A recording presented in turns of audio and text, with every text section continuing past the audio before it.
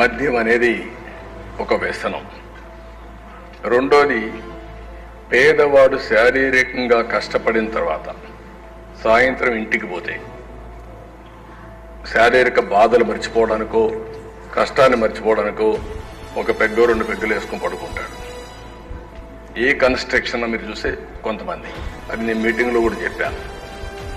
కానీ దాన్ని అలా బలహీనంగా తీసుకొని వీళ్ళు ఏం చేశారంటే మీరు చూస్తే 31 బ్రాండ్ 180 ml అంతవరకు ఉండేటివి 50-70 రూపాయలకు వచ్చేది. అలాంటిది 5 ఏళ్లలో మీరు చూస్తే 2,69,71,788 కేసెస్ అమ్మేవాళ్ళం. దానివల్ల పేదవాడికి తక్కువ ధరకు వస్తే కొంతవరకు అది కొనుక్కొని కొంత సేవింగ్స్ ఉంటాయి. ఇక్కడికి వచ్చే కొద్ది 19-24